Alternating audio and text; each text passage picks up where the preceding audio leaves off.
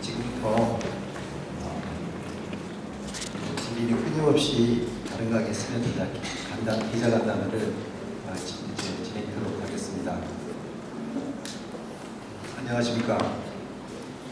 오늘 기자간담회 진행을 맡게 된 고객홍보과장 양희창 인사드리겠습니다.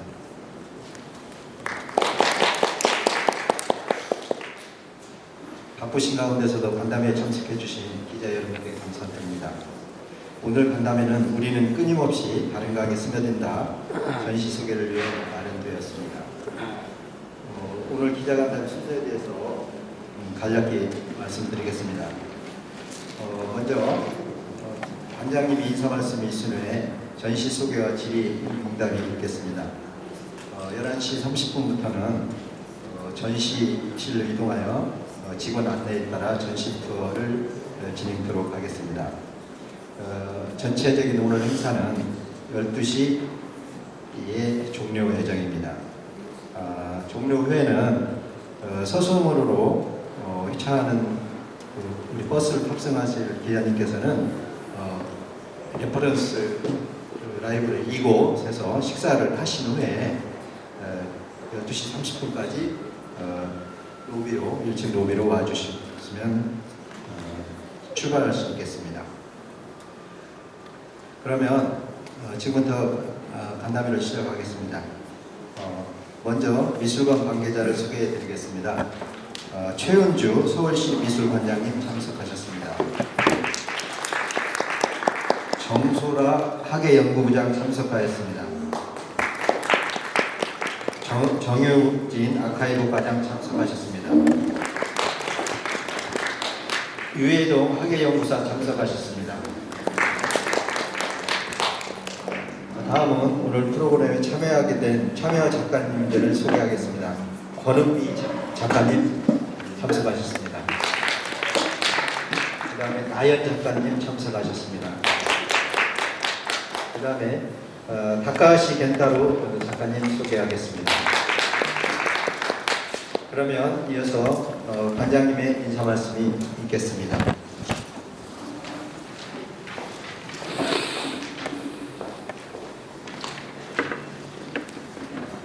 안녕하세요. 서울시 미술관장 최은주입니다. 어제 뵐 분도 있어요. 왜냐면 어제 본관에서 강명희 전시 개막을 했습니다. 어제는 본관에서 강명희 전을 개막을 했고 오늘은 이 아카이브에서 우리는 끝없이 다른 가게 스며든다라는 전시 기자간담회를 하고 내일은 개막식이 있겠습니다. 우리 아무래도 봄 시즌이 되니까 저희가 준비하는 전시들이 연속적으로 열리고 있는데요. 지속적으로 관심 가져주시고 의견 있으시면 언제든지 주시기 바랍니다. 작년에 큐레이터 워크숍을 통해서 저희 기관 의제를 정했습니다. 해마다 기관 의제, 전시 의제가 있는데요. 특히 이번에는 저희 기관 의제로 행동이라는 의제를 정했어요. 그 다음에 전시 의제로는 행성이라는 주제를 정했습니다. 그냥 정한 게 아니고 세계적으로 어떤 움직임이 있는지를 포착을 하면서 공공미술관의 세마, 서울시립미술관이 전시를 기획함에 있어서 또 기관을 운영함에 있어서 한 해를 어떻게 운영해 나갈 것인가를 고민을 하면서 의제를 정하는데 굉장히 치열하게 논의들을 정리를 했고 그래서 금년도 의제로 행동과 행성이라는 어떻게 보면 무거운 단어일 수 있는데 이 단어를 선택을 한 겁니다. 어제 본관에서 있었던 전시는 저희 세마의 올해 첫 전시였고요. 이 전시는 세마에서 보여드리는 의제전으로서의 첫 번째 전시입니다. 이 전시 역시 또 아카이브의 연구직들이 굉장히 오랜 시간 고민을 하면서 준비를 했는데요. 특히 행동이라는 의제를 다루면서 행동이라는 단어가 주는 어떤 뭐라고 할까요? 우리가 해야 할 일에 대한 자각, 이런 것들을 끄집어낸 전시가 이번 전시입니다. 전시 준비하면서 쉽지 않았어요. 과연 우리가 행동을 하는 주체로서 뭘 끄집어낼까를 많이 고민을 했는데요. 여기가 일단은 근본적으로 아카이브라는 공간이고, 아카이브라는 공간의 기능과 역할은 아카이브를 수집한다는 그런 큰 목표를 갖고 있기 때문에 과연 우리가 이 아카이브 활동을 통해서 어떤 자료를 모으고 있는가, 어떻게 모아야 되는가, 우리가 좀 더 적극적인 행동을 보인다면 어떤 방향으로 나갈 수 있는가를 고민해서 보여드리는 전시가 이 전시입니다.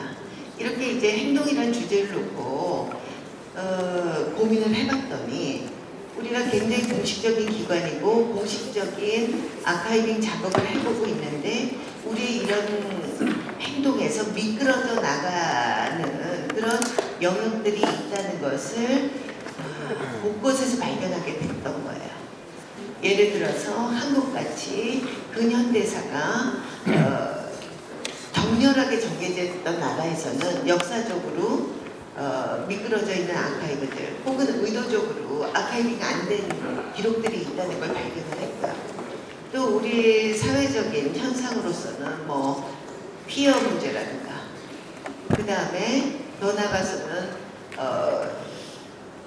민주화운동이라든가 뭐 이런 또 재난참사 문제, 세월호 문제, 뭐 기타 등등 해마다 지금 재난이 일어나고 있잖아요.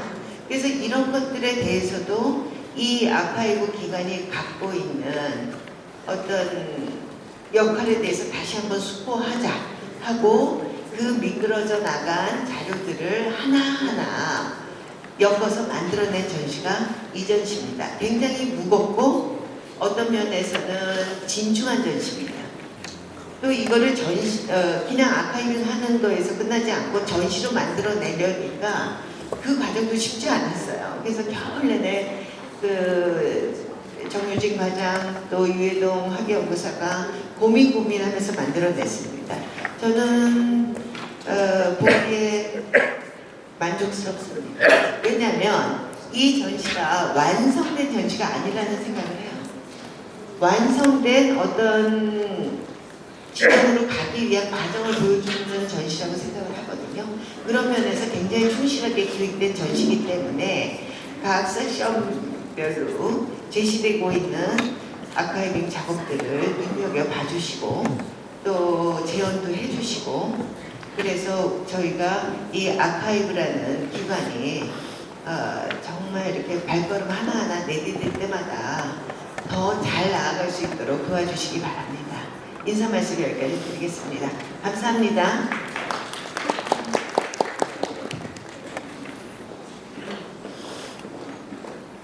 네, 관장님 수고하셨습니다.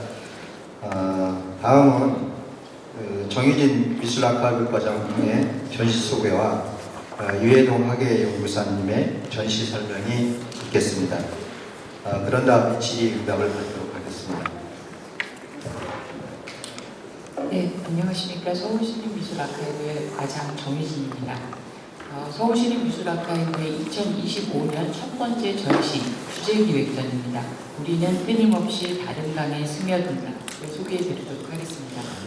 이 전시는 관장님께서 앞서 말씀하신 바대로 2025년에 서울시립미술관의 기관의 이제 행동과 맞물려서 준비되었습니다. 기록이 가진 사회적 가치와 또 실천적인 힘을 조망하는 전시가 되겠습니다. 2000년을 전후로 해서 한국의 기록학과 그리고 동시대 미술 현장에서는 아카이브에 대한 새로운 관심과 기조가 형성되었습니다. 지난 세기 굴곡진 한국 근현대사에서 일어났던 희생과 그리고 인권 침해를 밝히기 위한 진상규명 운동과 함께 공적인 제도권의 기록만으로는 포착되지 않았던 민간 영역의 기록 또는 개인적 기록인 매뉴스크립트의 가치가 새롭게 환기되기도 했습니다. 동시에 동시대 미술에서도 이러한 기록들에 주목해서 기록을 기반으로 한 다양한 작업들을 통해서 제도권이나 주류 매체에서 다루기 어려웠던 사건이나 대상들을 공론화해왔습니다. 즉 기록과 예술이 함께 소외된 기업을 복원하고 대학 기업을 형성하는 데 중요한 역할을 해왔던 것입니다. 지금도 여전히 일어나고 있는 갈등과 분쟁, 그리고 각종 참사는 현재를 어떻게 기록하고 해석해야 하는가라는 복합적이고 긴급한 과제를 다시금 우리에게 던져주고 있는 시점입니다. 이러한 현재적인 질문 속에서 기록을 재구성하고 재해석하는 동시대 미술 작업과 기록이 가지는 행동주의가 어떤 의미를 갖는지 이 전시를 통해서 보여드리고자 합니다. 전시의 구체적인 내용에 대해서는 이 전시를 기획한 유예동 학예연구사가 설명을 이어가도록 하겠습니다. 네, 안녕하세요. 서울시립미술아카이브의 유예동입니다. 이번 그 전시 제목은 우리는 끊임없이 다른 강에 스며든다인데요. 사실 이 전시 제목은 이제 고대 그리스 철학자인 헤라클레이토스의 같은 강물에 두 번 다시 발을 담글 수 없다라는 이제 경고에 착안했습니다. 기록이라는 것이 이제 과거에 머무르는 것이 아니고 결국에는 끊임없이 재구성되고 우리의 인식과 만나는 하나의 현재 진행형의 과정이라는 점에 조금 더 강조해보자고 하는 전시명입니다. 이번에 그 작품과 함께 전시된 자료 역시도 예술적인 시점들이 현재의 동시대적인 관점들로 해석해 나간 작업들이 많다면 자료 역시도 끊임없이 그 이용자와 사용자들, 연구자들을 만나면서 변화하는 것이라는 지점을 역시도 같이 조망해보고자 했습니다. 이번 전시는 크게 보시면은 이제 작가와 예술적인 실천이 과연 그 기록하려는 대상들과 어떠한 관계를 맺고 있는지에 따라서 크게 세 가지의 파트로 구성을 했습니다. 지원하는 기억, 목격하는 기록, 그리고 던져지는 서사라는 세 가지 파트로 구성이 되어 있고요. 앞서 이제 관장님이나 과장님께서 얘기해 주셨던 것처럼 이제 한국 근현대사의 중요한 역사적인 사건들 그리고 여러 공동체들에 관한 여러 이야기들을 엮어지주는 이제 기록과 예술의 실천을 같이 보는 전시입니다. 첫 번째 파트인 지연하는 기억은 과거를 그대로 보존하는 데 그치지가 않고 지금 이 순간 우리와 함께 움직이고 해석되는 점에 해석되는 예술적인 실천에 주목을 합니다. 보통 흔히 기록이라고 하면은 이제 객관적이고 완성된 형태를 떠올리기 쉽지만 동시대 미술이 그 기록의 다양한 맥락을 이끌어내온 과정들을 조금 주목하고 예술적인 실천 안에서 재조직되고 수행되는 과정을 다시 조망해 보고자 했습니다. 파트명인 지연하는 기억이라는 파트명은 프로이트가 말한 지연된 사후작용을 떠올리는 제목인데요. 어떤 사건이 과거에 일어났다고 하더라도 그것이 이제 시간이 흐른 뒤에 새로운 어떤 현재의 상황들을 만나면서 변화된다는 어떤 기억의 과정들을 바로 지연하는 기억 안에서 풀어내고자 했습니다.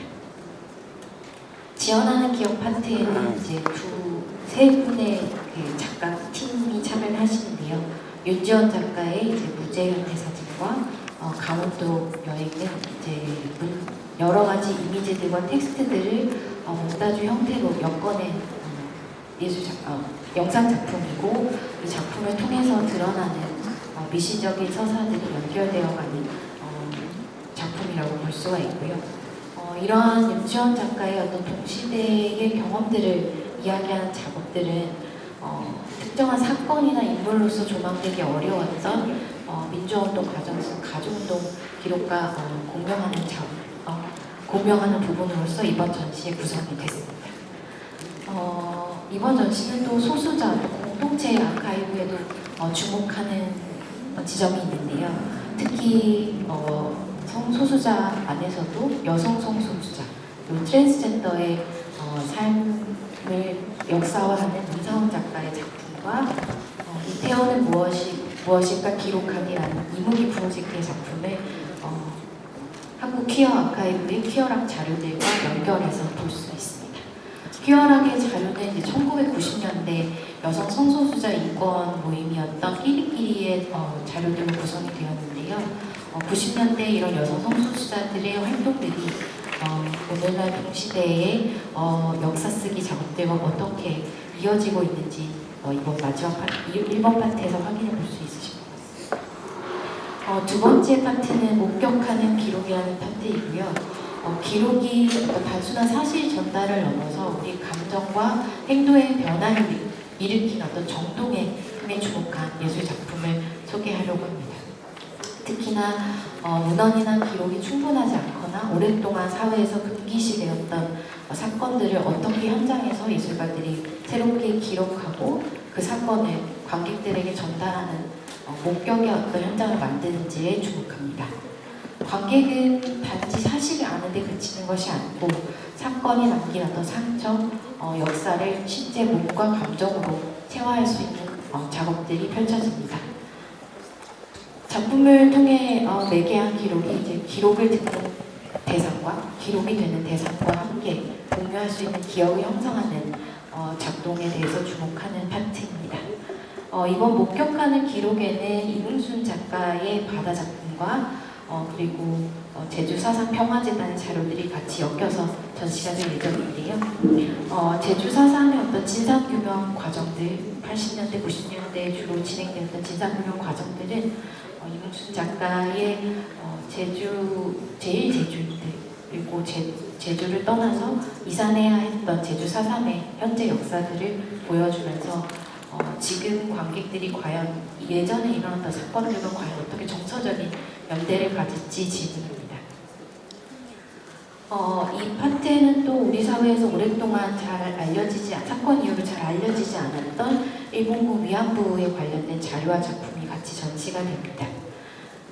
위안부 관련 자료는 저희 서울시립미술아카이브가 소장하고 있는 김인순 컬렉션 그리고 김정환 컬렉션의 위안부 관련된 특히 진상규명 관련된 기록들이 같이 전시가 될 예정이고 관련해서는 이제 다카하시 켄타로의 곁에 머문 부재라는 작품을 같이 전시가 됩니다. 다카하시 켄타로는 이제 동시대에 우리가 직접 겪지 못한 사건을 과연 어떻게 기억하고 유대할 것인가를 질문하는 작가이고 자신의 삶과 사회적인 사건이 과연 어떻게 연결되어 있을 수 있는지를 고민하는 작가입니다. 특히 오키나와에서 우연히 알게 됐던 일본군 위안부 첫 증언자의 삶을 그가 목격했던 장소, 살았던 공간 그리고 그가 만났던 사람들과 함께 사진을 담아내면서 어떻게 보면 진원하는 어떤 작업을 하는 사진 작업을 같이 전시하게 됐습니다. 마지막 파트는 던져지는 서사라는 파트이고요. 아카이브가 어떤 과거의 객관적인 사실을 구성하고 보존한 것이라고 생각하지만 사실 그 안에 들어있는 어떤 선택과 배제 또 권력 구조를 비평적으로 바라보는 작가들의 작업들을 이제 구성하게 됐습니다. 이 파트에 있는 작가들이 다루는 주제들이 굉장히 다양합니다. 국가나 민족, 또 디지털 플랫폼상에서의 노동, 그리고 재난 참사의 현장들을 다루고 있는데 공통적으로는 기록이 담지 못한 어떤 중간 영역들을 주목한 작업이라고 볼 수가 있습니다. 그런 지점에서 이 작가들의 작업은 반아카이브적인 전략을 또 갖고 있다라고 볼 수 있을 것 같은데요. 이 파트에는 그동안 이제 민족과 국가에 관련된 작업을 해온 나연 작가가 해당 주제에 대해서 새롭게 구성한 아무것도 아닐 거야 라는 작업하고 김하영 작가의 딜리버리 댄서 그리고 재난 참사에 대한 어떤 거시적인 서사들을 자본주의와 또 개별 관계자들, 유가족들, 피해자들의 어떤 증언으로 풀어내는 폐허의 잔해를 직조한 시 공동세계 등이 이 파트에 구성되게 됐습니다. 우리는 끊임없이 다른가에 스며든다는 이제 2025년이라는 시점에서 기록을 기반으로 하는 동시대였던 미술 실천 그리고 공적 기록에서 포착되지 못했던 사적 인간 영역의 기록을 수집한 매뉴스크립트의 활동들이 어떻게 우리의 기억이나 정서, 인식을 새롭게 환기해 왔는지를 조망하고자 합니다. 또한 앞으로의 어떤 기록의 행동주의가 어떠한 지형을 펼쳐 나갈지를 생각해 보고자 합니다. 이상으로 이제 전시의 전체적인 구성 간략히 설명드렸는데요. 각 작품이나 자료에 대한 설명은 이제 전시 투어를 통해서 진행하도록 하겠습니다. 이상으로 전시 소개를 마치도록 하겠습니다. 감사합니다. 네, 수고하셨습니다. 정유진 미술학과부의 과장 전시 소개와 유해동 학예연구사 전시 설명이 있었습니다. 그 다음으로 질의응답 시간을 갖겠는데요. 10여 분 정도 가질 수 있도록 하겠습니다. 이상 전시 내용에 관해서 질문이 계신 분들은 훨씬 편하게 질문해 주시고요. 그 손을 들어주시면 마이크를 전달해 드리도록 하겠습니다. 질문해 주시죠.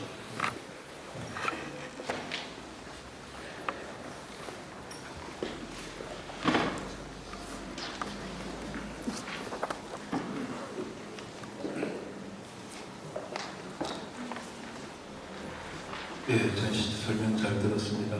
ASL 강영호 기자인데요. 정 과장님께 질문드리고 싶은 것은 물론 그 팩트에 대해서 연구하신 거는 유 선생님이 하셨겠지만 전체 카테고리를 설정하는 데 있어서 보면 성소수자에서부터 제주, 4.3, 퀴어 또 그 다음에 임흥순 씨의 옛날의 작업까지 다 포함된 것 같은데 아카이브의 원론적인 의미라는 것이 신청 깊은 것 그리고 놓치기 쉬운 것들의 그 한순간 같은 것들조차도 포착해서 잡아내는 것인데 이렇게 여러 개를 한꺼번에 건드리면 몇 가지만 표피만 건드려도 자료실은 꽉 차는 거 아니겠습니까? 아카이브의 본래적인 기능인 심층적인 것, 더 깊은 것, 일반인이 알 수 없는 것, 혹은 사라져가는 것들에 대한 기획에 도착하기 위해서, 근접하기 위해서 한 개의 주제가 좋겠지만 그것이 좀 모자란다면 2개 정도까지는 저희가 이해할 수 있겠습니다만 이건 그냥 저희가 늘상 방송 콘텐츠나 일반 미술 작품은 고사하고 책이든 뭐든 일반 콘텐츠는 너무 많이 소개된 것들을 표피만 건드린 게 아닌가라는 생각이 들어요. 그 점에 대해서 어떤 관점과 어떤 깊이로 이 구성들을 취하시는지 궁금합니다. 이상입니다. 첫 질문부터 굉장히 무거워서 당황했습니다. 질문들이 기자님들이 굉장히 무거운 질문들을 해주실 거라고 예상은 했는데 첫 번째부터 힘이 드네요. 그런 이제 기자님의 지적에 대해서 저희도 고민을 했었습니다. 그런 부분에 대해서 이게 슬쩍 어떻게 보면 건드리고 간 느낌도 없지 않지만 저희가 작년에 이제 재작년에 개관했죠. 3년차에 들어가는 아카이브 기관입니다. 미술에서는 사실 국립미술관에서는 처음 문을 열게 된 아카이브 전문 기관이고요. 사실상 미술에서의 기록, 미술사적인 기록들에 집중하는 그런 기관입니다. 그래서 미술 아카이브인 거고 사실은 뭐 국가기록원이나 아니면 서울기록원이라는 기록, 전반적인 기록을 다루는 이제 기관과는 좀 차별화되는 지점이 있죠. 그래서 사실상 저희는 미술과 관련된 미술사와 관련된 자료들을 집중 모으고 있고 지금 그렇게 해서 수집하고 있고 연구하고 있고 또 서비스하고 있습니다. 그런데 올해 이제 저희 서울시립미술관의 기관 의제가 행동 그리고 전시 의제가 행성으로 정해지면서 저희가 아카이브가 이 서울시립미술관의 전체적인 의제와 어떻게 맞닿을 수 있는가 하는 지점들을 좀 고민하게 됐습니다. 사실 개관한 지 얼마 안 된 기관에서 이런 정치적인 또는 사회적인 이슈들을 다룬다는 것 자체가 좀 부담스러운 일이기도 했습니다. 그런데 저희가 전체적인 이제 미술관의 의제를 아우르는 과정 속에서 우리가 분관의 역할로서 또 더군다나 아카이브 특화기관으로서의 역할을 하기 위해서 어떤 지점에서 이제 저희가 교집합을 찾을 수 있을까 하는 지점에서 지금 뭐 다양하게 이제 언론이나 매체 아니면 뭐 유튜버 이런 SNS를 통해서 여러 이제 국민들이 시민들이 접하고 있는 사실은 많이 알고 있는 그런 내용들이라고도 또 생각이 됩니다만 이런 것들이 저희가 주목하는 건 아카이브를 통해서 자료를 통해서 이런 것들을 조금 더 구체적으로 좀 짚어보자라는 그런 취지에서 다뤘습니다. 사실은 언론이나 이런 곳에서는 사실은 굉장히 기자님들이 내용들을 소화하시고 그걸 기사로 풀어내거나 하는 방식을 취하게 되지만 저희는 자료라는 것에 일단 기반을 하는 기관이기 때문에 자료가 가지는 힘을 또 보여드리기 위한 그런 또 전략이 있었습니다. 그래서 자료를 직접적으로 제시해드리고 이것에 대한 구체적인 설명보다는 자료를 통해서 관람객들이 그 사실을 조금 더 직접적으로 느끼고 또 체험할 수 있도록 하는 그런 전략에서 이 전시를 구성했고요. 좀 여러 가지 주제들을 다루지 않았나 하는 그런 부분 지적에 대해서도 사실은 어떤 한 주제를 굉장히 심층적으로 또 다루자고 하는 그런 시도라고 한다면 사실 미술 아카이브에서는 조금 버거운 일이 될 수 있습니다. 사실 저희가 미술사를 기록하는 이제 기관이기도 한데 사실은 어떤 사회적인 역사, 정치적인 역사까지 굉장히 깊게 들어가는 그런 연구까지 진행이 되는 것은 조금 부담스러운 일일 수는 있었습니다. 그래서 조금 더 관람객이 다양한 주제들을 미술과 미술 작업과 연관지어서 볼 수 있었으면 하는 바람에서 저희가 이렇게 전시를 구성하게 되었습니다. 기록이 아카이브, 자료가 기반이라는 것과 그리고 그 기록을 기반으로 하는 예술 작품과 함께 한다는 점에서 또 주목해 주시면 좋을 것 같습니다.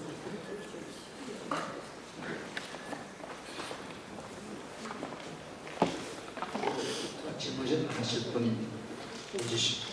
작가님 그 혹시 작품에 대한 소개 좀 해주면 어떨까요?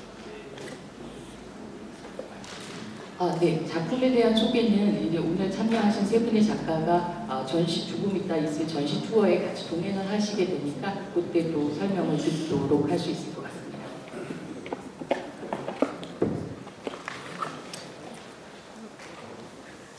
더 계십니까?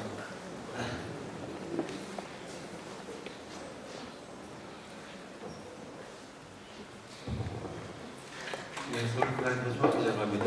궁금한 게 있어서 하나 여쭤보는데 기존에 아카이브 전시는 여기 서울시립미술관 아카이브관에서 가지고 있는 아카이브 자료로 사실 전시한 걸로 제가 기억이 되는데 이번 전시는 사실은 다른 해법기관의 자료를 가지고 전시를 하는데 이게 그렇게 한 좀 이유가 궁금하고 그 기관도 다 아카이브를 가지고 있는 기관인데 굳이 그 기관에 있는 아카이브를 가지고 온 이유가 궁금하고요.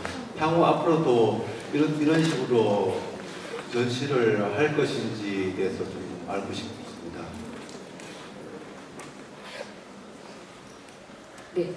저희가 이제 2023년에 개관을 하면서 저희 미술 아카이브가 1년에 상하반기 2번의 전시를 이제 갖기로 이제 내부적으로 결정을 했었습니다. 왜냐하면 전시의 호흡이 좀 길다고 생각하실 수도 있는데 자료에 대한 연구는 사실 작품에 대한 연구보다는 조금 더 시일이 많이 소요가 되고요. 그리고 또 저희가 전시 트랙을 두 가지로 잡았는데 소장 자료전과 주제 기획전 두 가지 트랙으로 운영을 하고 있습니다. 그래서 소장 자료조는 아까 기자님 말씀하신 대로 저희 미술 아카이브가 소장하고 있는 미술 아카이브 자료들을 가지고 연구해서 전시를 열게 되는 것이죠. 그리고 주제기획전은 아카이브나 또는 아카이브 활동과 관련된 어떤 작가나 작업이나 이런 것들로 이제 주제적으로 접근해서 여는 전시입니다. 소장 자료전과는 조금 별이 다른 형태의 전시가 되겠죠. 소장 자료전을 또 매년 이제 저희가 계획을 하고는 있지만 소장 자료라고 했을 때 그것을 연구하고 하는 기간들이 필요합니다. 소장 자료들이 이제 수집이 됐을 때 사실상 전시로 풀어지는 데에는 최소 한 3년 정도의 시간을 소요하고 있습니다. 그래서 또 기억하실지 모르겠지만 저희가 23년에 개관을 하면서 열었던 최민 컬렉션 전이 개관전이었는데요. 그게 대표적인 소장자료전이었습니다. 그리고 그해 하반기에 있었던 김용익전 같은 경우도 저희 소장 컬렉션을 가지고 이루어진 전시였는데요.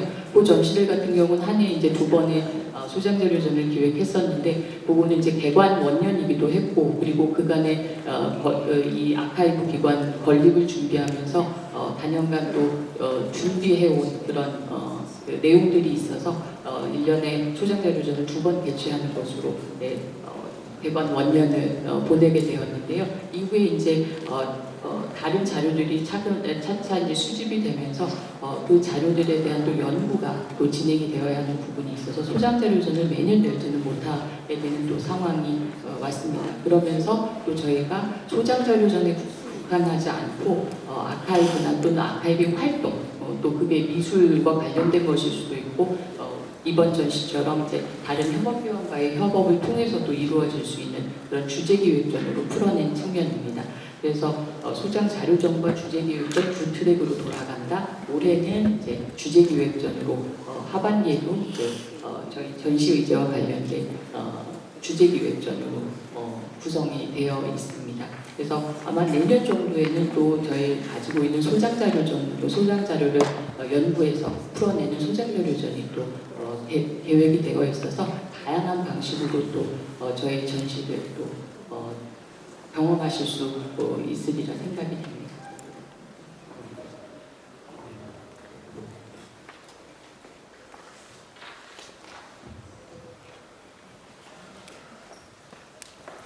그냥 할까요? 네, 안녕하세요. 저 아팅컬처 조재현 기자인데요. 전시 관심 있는 주제이기도 하고 작년부터 보도하신 자료 통해서 굉장히 기대하면서 왔는데 사실 제일 궁금했던 거는 보통 미술관 혹은 아카이브 기관이라고 하면은 이 사회가 어떤 것을 미적으로 기억할지 그 기억 권력을 행사하는 기관으로서 한 기관이 대한기업이라는 국가가 놓치거나 혹은 기록하지 않고 침묵한 것들에 대해서 다시 그것을 기억해야 된다고 이야기하는 대한 권력을 어떻게 행사할지에 대한 궁금증이었어요.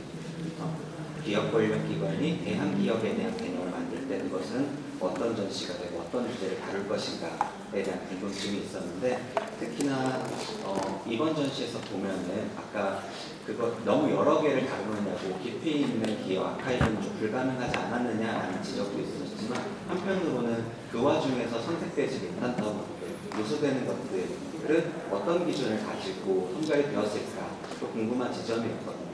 사실 4.3이라든지 아니면 뭐 위안부라든지 특히나 뭐 피어는 아직까지 그 평가가 갈린다고 할 수 있지만 어느 정도 음적 기억의 영역으로 넘어오고 있는 추세고 특히나 거기에서 서울시립미술관이 대단한 한 몫을 하고 있는 것도 인지하고 있습니다만은 그럼에도 불구하고 대한기업이라고 치기에는 사실 조금은 안전한 기업들이 여기에 모여져 있는 것은 아닐까라는 생각이 드는데 이거 사실 그 선별이 조금 부적절했다라는 느낌보다는 그 선별에서 어떤 고민과 기준이 있으셨을까 하는 부분에 대한 궁금증이거든요. 그래서 사실 그 대한기업이라는 개념을 가지고 선별하셨을 때 그 고민이라든지 아니면 주제 과정에서 사실 너무 많은 의제들이 있어서 사실 서울시립미술관에서도 행동 말고 행성이라는 주제도 이번 의제로 내주셨잖아요. 그래서 뭐 기후라는 얘기도 할 수 있겠고 뭐 그전부터 작년에도 장애인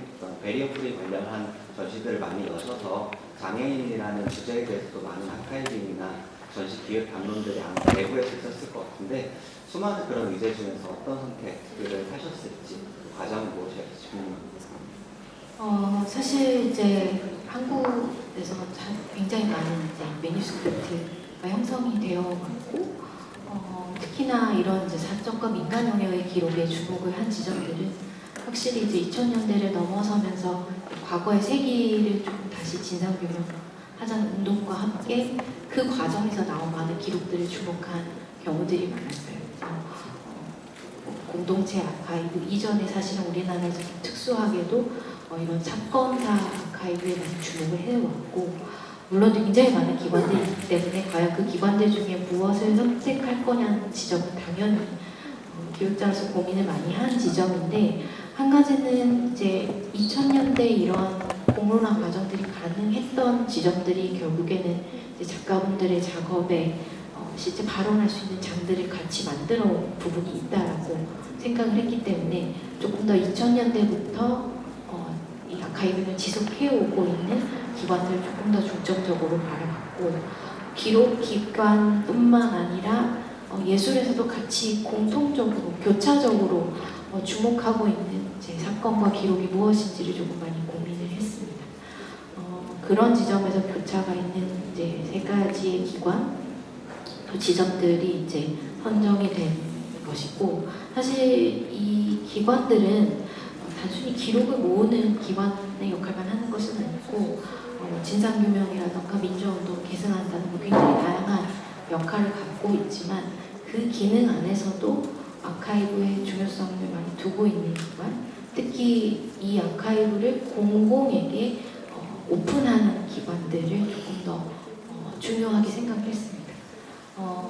사실은 이 아카이브 기관들의 어떤 대여해온 자료들이 우리 예술적인 실천과 그렇게 크게 연관이 없다라고 생각하실 수도 있지만, 실제로 작가들이 이런 작업이 가능했던 것은 어떤 면에서는 그런 기록들이 오픈되어 있고 공공에게 공개되어 있기 때문에 가능한 지점들도 많았다라고 생각이 되고, 특히 작가분들이 작업을 할 때 이런 기관들하고 협업해서 작업하시는 분들도 많았기 때문에 물론 그게 아주 1대1의 논리적인 매치라기보다는 좀 느슨할 수는 있지만 여전히 어떤 연대와 과정을 갖고 연대와 이제 연계의 과정이 있다라는 지점을 조금 더 드러내서 보여주고 싶다라고 생각을 했습니다.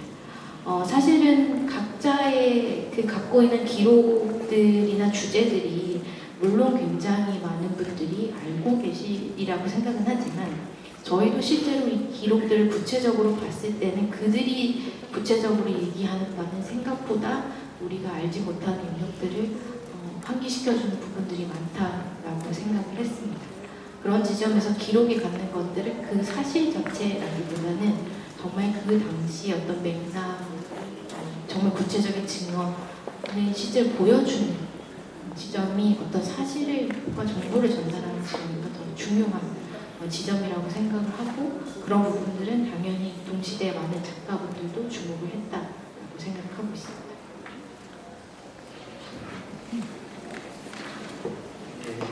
이상으로 시간 관계상 더 이상 질문이 없으신 걸 알고 질의응답 시간을 마치겠습니다. 이외에 저희 동선에 관해서 좀 안내해 드리겠습니다. 잠시 후 우리가 시간이 많지 않기 때문에 조금 간단하게 어떤 파트 설명보다는 작품에 대한 설명으로 진행을 하도록 하겠습니다. 먼저 안쪽으로 이동을 하실게요.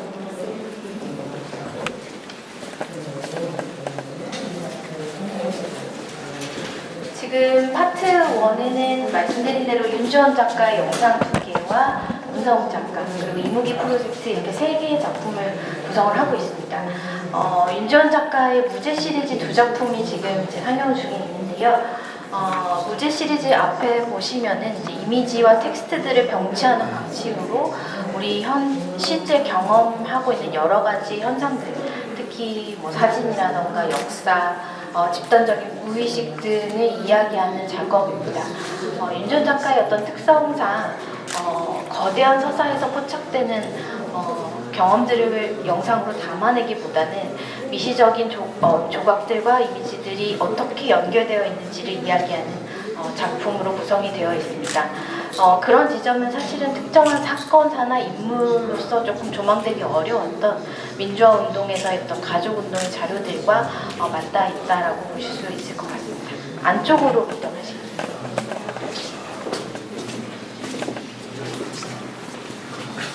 네. 저희가 이 파트에서 구성한 한 가지 또 다른 축은 성소수자의 어떤 공동체, 커뮤니티의 어떤 아카이빙 작업입니다. 이번에 새롭게 선보이는 인무기 프로젝트의 트랜스젠더 시간 지도라고 하는 작업은 보시면 국내의 정서라던가 문화와 도시에 대한 사건, 그리고 이태원의 어떤 역사들과 어떻게 이태원에 살았던 트랜스젠더의 역사들이 얽혀 있는지를 보여주는 작업입니다. 2003년부터 6명의 작가 활동가 감독이 뭉쳐서 이태원에 있다는 사실만이 조금 일치되어 왔던 트랜스젠더의 역사들을 써나가는 작업들을 시작을 했습니다. 그래서 네 분의 트랜스젠더 분들과의 어떤 구술을 바탕으로 어떻게 이것들이 한국의 사회사와 연결되어 있는지, 역사들의 현장들이라던가 도시의 어떤 재개발과 연결되어 있는지를 지도의 형식으로 표현한 작업입니다. 네, 이쪽으로 이동하실게요.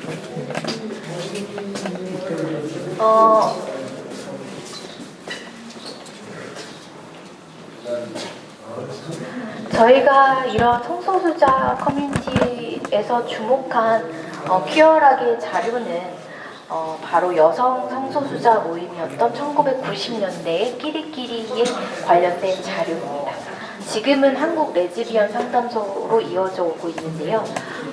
특히 남성 성소수자에 비해서 지금 여성 성소수자 이야기들이 많이 알려지지 않은 지점들, 또 활동하고 있는 여성 작가분들이 작다는 지점에서 연결해서 과연 이분들이 어떻게 90년대 그리고 2025년대 확장되어서 이제 이야기를 이끌어가고 있고 역사를 만들어 오고 있는지를 조금 연결해서 소개해 보려고 했습니다. 특히 끼리끼리 같은 경우는 이제 초기에 회칙이나 이분들이 주고받았던 이야기들을 보시면 사실은 인권 활동을 하는 모임이었지만 당시에는 서로를 드러내면서 교류할 수 없었기 때문에 실제로 그 안에서 서로 교류하고 본인들이 얘기하는 퀴어성, 정체성이 무엇인지를 서로 알아가는 과정이 더 많았습니다.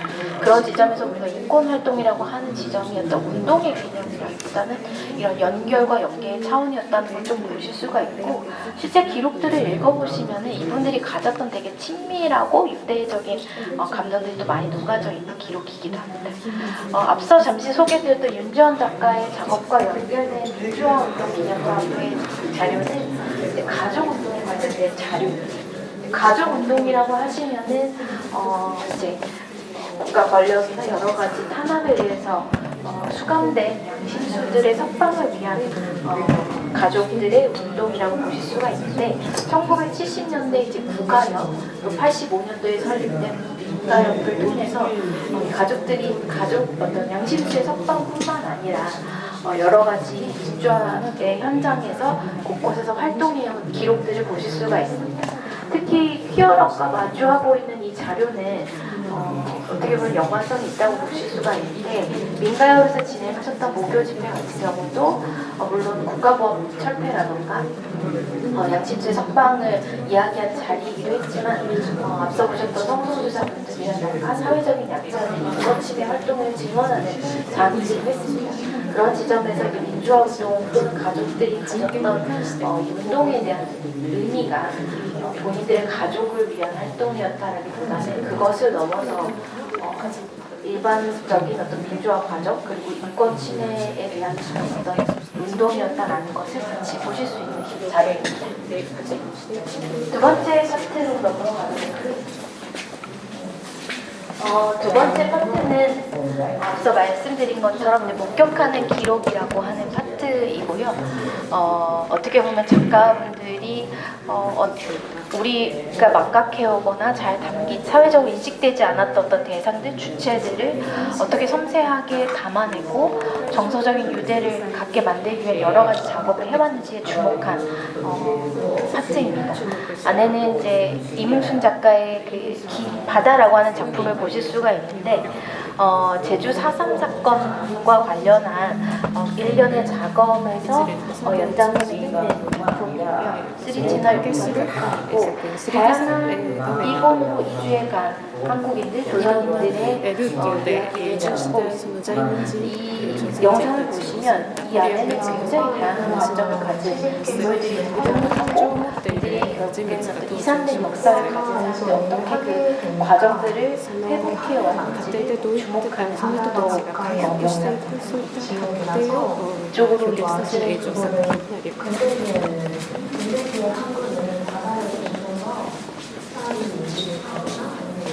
제주 4.3하고 위안부 관련된 자료는 저희가 이제 진상규명 과정 자료들을 이제 꺼내서 보여드리게 됐습니다. 사실은 작가분들이 이런 작업을 하실 수 있게 됐는데 어떤 기반이 되는 운동과 흐름이었다라고 보실 수가 있을 것 같고, 특히 제주 4.3 같은 경우는 87년도 6월 항쟁 이후로 좀 더 본격적인 진상규명 활동이 진행이 됐습니다. 그래서 그것에 관한 특히나 여기 보시는 어떤 4.3 사건에 관련된 특별 취재반들이 제주신문 그리고 재민일보에 편성이 되면서 80년대 후반부터 기록되지 못했던, 기록으로 남지 못했던 4.3 사건에 대한 다양한 기록들이 이런 취재활동, 4.3 연구 활동들을 통해서 밝혀지면서 진상규명이 본격화되고 그러한 노력들이 사실 99년도에 특별법 제정으로 이어지면서 오늘날까지도 계속해서 진상규명 활동이 진행이 되었습니다. 건너편에 보이시는 이제 위안부 관련된 자료들도 보실 수가 있는데 일본군 위안부가 어떻게 과연 우리에게 알려지게 됐느냐는 것은 이제 1970년대 있었던 이제 기생관광 문화에 이어서 80년대에 일본군 위안부 문제들을 조금 더 학술적이고 연구할 수 있는 활동들이 마련이 되면서 사실은 이제 한국 사회 또는 국제적인 사회에 알려지게 됐고요. 특히 이 과정에서 이제 교회 여성연합회라던가 다양한 여성 단체들이 이것이 이제 한 특정한 집단의 문제라기 또는 특정한 역사적인 사건의 문제뿐만 아니라 국제적인 인권 문제이고 여성의 문제인 것들을 많이 담론화해 왔던 과정들이 있습니다. 특히 김인순 컬렉션 그리고 김정은 컬렉션에서 나왔던 자료의 만큼 사회 예술 작가들이 사회적인 어떤 사건들과 역사에 과연 어떻게 연대해 왔는지도 또 간접적으로 보여주는 자료라고 보실 수 있을 것 같습니다. 마주보고 계신 작품은 이제 앞서 소개해드렸던 샤카 시켄타로의 곁에 머문 부재라는 작업이죠. 사진을 보시면 아시겠지만 특정한 사건, 사실, 정보에 주목하기보다는 과연 이분이 어떤 삶을 살았을까에 더 주목한 작업이라고 보실 수 있습니다. 저희가 보통 일본군 위안부 문제를 다루는 있어서 그 위안부로서 어떠한 처참한 상황을 겪었는지에 사실은 기록은 더 주목하고 연구는 더 주목한다고 볼 수 있지만 예술적인 실천 안에서는 그런 어떤 사실과 일어난 사건, 피해의 어떤 참상뿐만 아니라 그분들이 그 시간과 사건을 지나서 과연 어떻게 삶을 영위해 왔는지 그것을 포착하고 그것을 관객들한테 전달하는 촉각적인 작업이라는 생각이 들고요. 특히 이 작업 안에서 보시면 작가는 자신의 신체 일부를 이 프레임 안에 넣는 과정을 통해서 그 담고자 하는 그 대상을 대상화하고 타자화하기보다는 같이 동감할 수 있는 하나의 제스처를 보여주는 또 작업이기도 합니다. 저희는 이전시 신부입니다.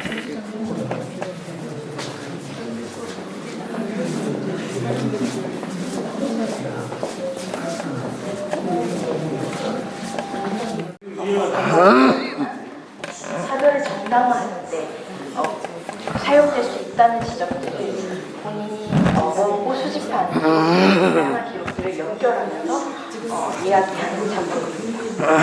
이번에 특별하게 가벨타 프로젝트 나왔던 여러 가지 작업을 다시 재구성한 작업이기도 하고 새로운 요소들을 또 같이 추가한 작업입니다. 안에 보시면은 이렇게 머구리 점수부가 쓰는 헬멧 안에 소리가 들리는 이런 요소들도 같이 이번 작품에 구성이 되어 있습니다. 그래서 어떻게 보면 주입받는 어떤 특정한 정보나 개념에 대한 부분들을 기록과 여러 가지 설계의 형태로 표현하고 있습니다. 안쪽으로 잠깐만 내려가셔서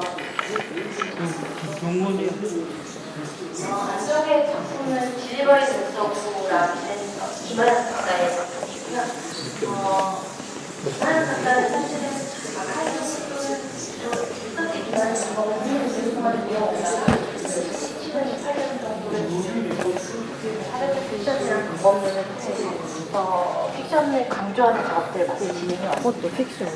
그것의 일환으로 또 진행됐던 이 딜리버리 등서구는 사실 코로나 시기에 우리가 매일 배달을 시켜 먹으면서 과연 이 배달을 해주는 사람들은 누구인가 또 어떤 일을 하고 있는 사람인가에 대한 질문을 시작했던 작업이고요.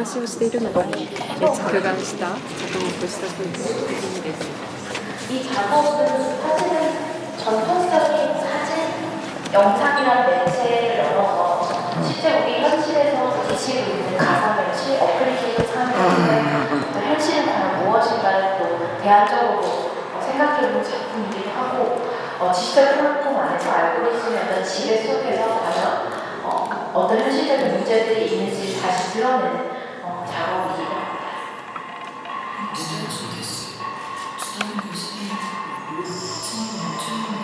괜찮으시다고 하시면 저희가 2층 작업으로 잠시 토론 이어가도록 하겠습니다.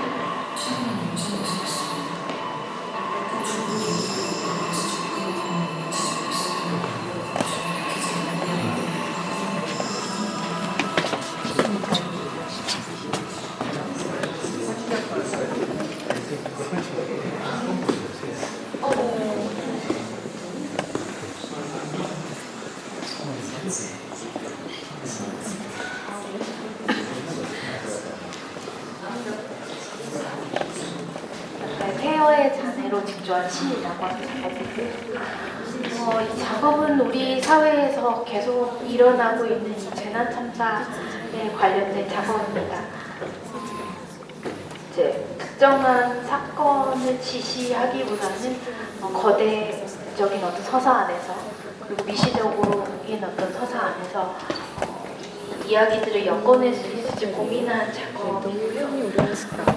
재난 참사라고 하는 것이 어떻게 보면 제국이가 상징하는 산업화와 대립에서 시작한 이야기들이 하는 작업이면서도 동시에 성을 제시하는 이러한 여러 가지의 역사들이 오늘날까지 이루어지고 있다는 것 보여주는 작업입니다. 특히 전시 기간 동안에는 여기 세월호라든가 기본 노조라든가 화재 참사, 가습기 참사 같은 곳에서 피해를 보시는데 또 그럼에도 불구하고 삶의 영광, 계속해서 저항하고 활동하고 싶은 내 이야기를 듣는 소설집과 콘서트가 진행될 예정이고 그분들의 구슬은 음성에 새로운 트랙으로 추가될 예정입니다.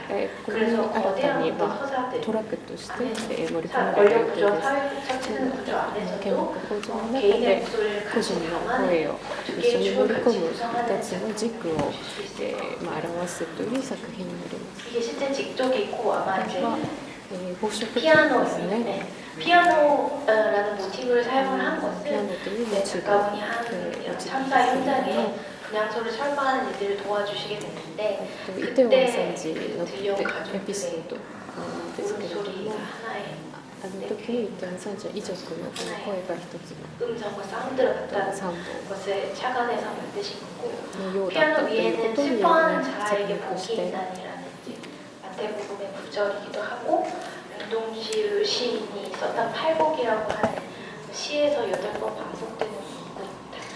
실제로 음성을 들어보시면 음성의 각 트랙도 또 슬퍼하는 자에게 복이 있나니라는 트랙이고요. 그 안에는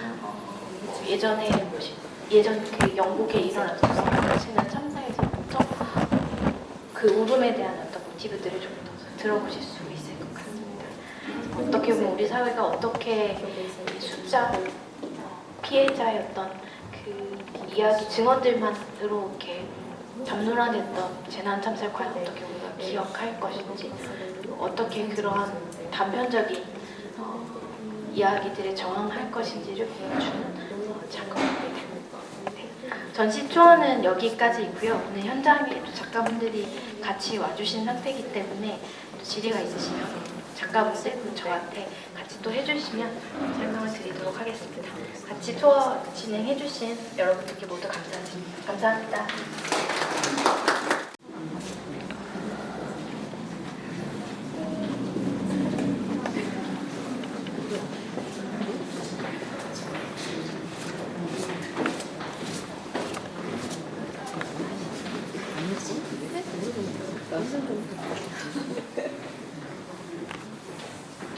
사람들이 생각하는